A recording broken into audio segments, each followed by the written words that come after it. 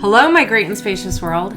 So there are things in Mormonism that I enjoyed, and I'm trying to figure out how to reclaim those things, but take the Mormonism part out. And today I'm talking about prayer.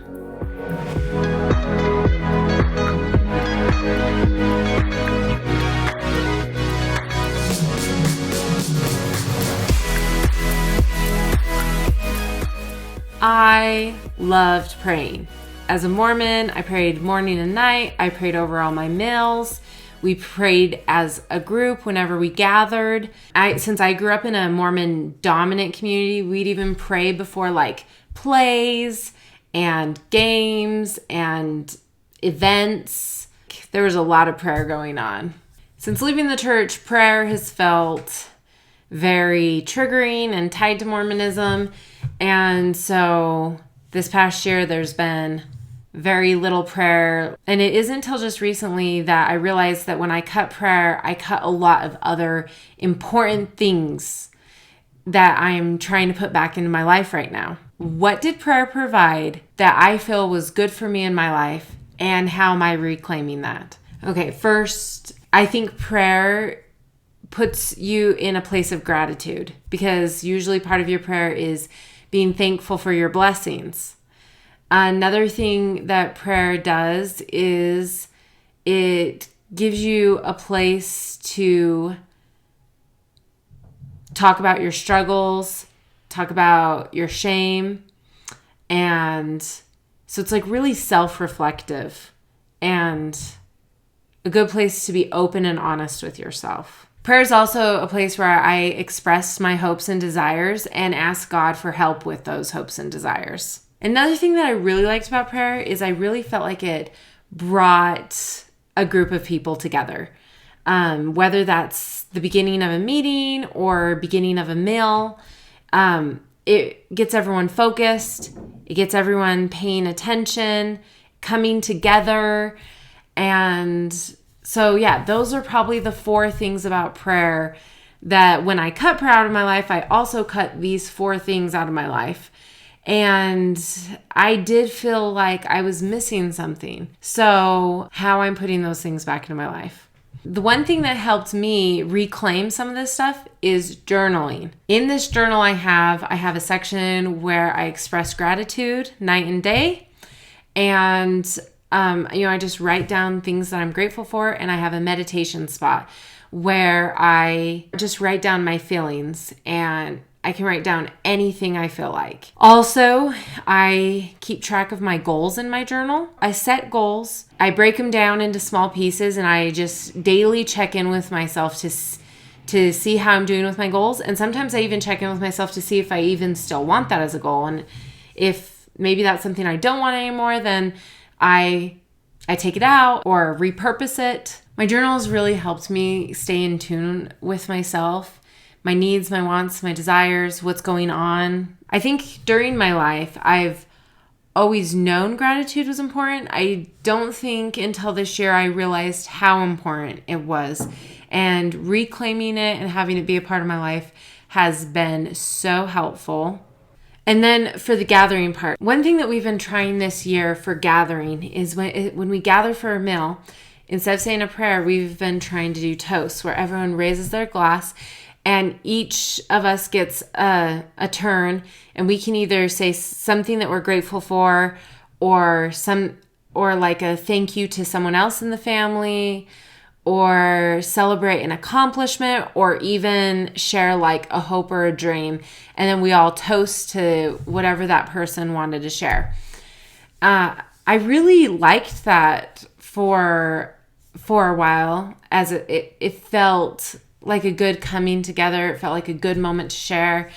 But, sometimes it's hard because not everyone has their drink ready, so we all have to sit and wait for someone to get their drink. And then like one kid wants to toast everyone, which if it's just our family is no problem, but if we have a large group, toasting everyone, it is a little unreasonable. Also, like when we have big groups, it's like by time everyone sits down, the people that sat down first are done eating And so it's like weird to do a toast when everyone else is done eating. Maybe I just need to make a rule in my family that no one starts eating till everyone's served and sat down so that we can start the meal the way I want to. Maybe I need to be better at like having the drinks out on the table before we sit down to eat. Yeah.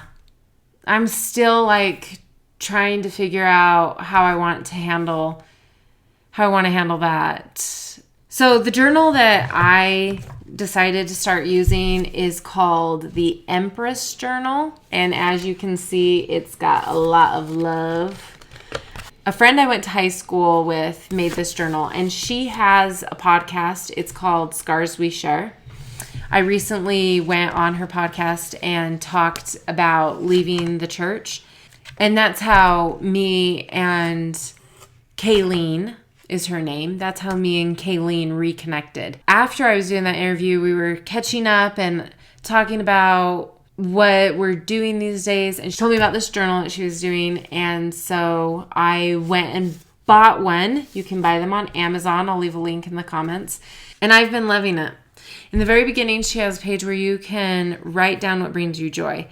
And I love that this is the first page because before I set my goals, I was writing down everything that brought me joy. And I felt like that was really good for me to remember what's important to me. And it was almost like a self-discovery thing because leaving the church, I do often wonder, like, what did I just grow up with and what is really me? And, like this journey trying to find myself. I felt like this activity of writing down the things that really do bring me joy was really good at helping me find myself. The next section she has is goals, and you have to have whys for your goals. And I love that she challenges you to write the whys because the whys are what keeps you going when it's hard. If you just write down your goal, but you don't know what the whys are, then it will be easy to give up that goal. Or if you can't think about what your whys are, then maybe that's a good indication that this isn't going to be a successful goal for you. And then she has a section where you can list the hows. And the hows are important because that's like breaking it down into more manageable steps for you to work on week after week. The next section is writing down the benefits. And that's nice too for helping you look forward to the benefits that you're going to reap by reaching this goal.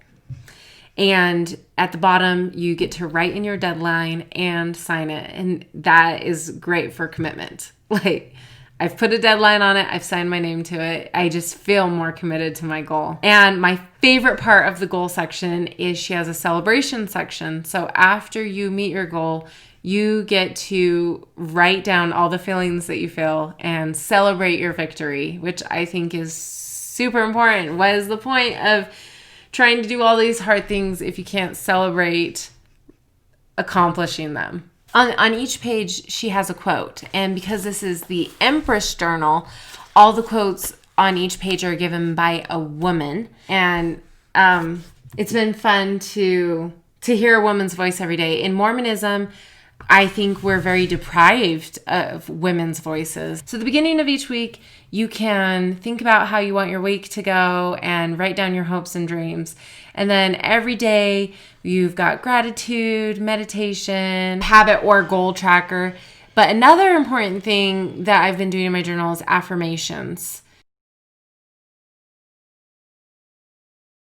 One of my favorite things about this journal is at the end of each week, she has 3 sections, and it's called, at the end of each week, she has 4 sections, and they are accomplished, discovered, appreciated, enjoyed. And just at the end of each week, thinking about reflecting on these pages, what I accomplished, reflecting on what I've discovered, and seeing what I appreciated and seeing what brought me joy is really brought a lot of purpose to my life because I feel like I felt lost for so long. And just doing this journal has helped me rediscover my purpose for life. And I really enjoy journaling now. And I think reclaiming the good things that were in the church has been very empowering for me. So those are my thoughts today. If you're interested in the Empress Journal, I'm going to leave a link down below. Also, if you want to hear the podcast where me and Kayleen talked about the hardest struggles for me leaving Mormonism, I'm going to leave that link down below. It's the podcast, The Scars We Share.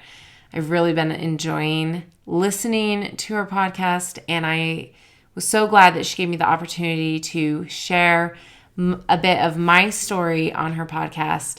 I'm going to also leave you right now with a clip from that podcast. So stick around for that. And until next time, remember to keep your world great and spacious. Bye. When my husband told me at first, I was like, it's okay. We'll just have different religious values and it will end there. Like, that's so naive of me, because it didn't just end at, I'm going to go to church on Sunday and you're not. It's like his whole worldview was changing.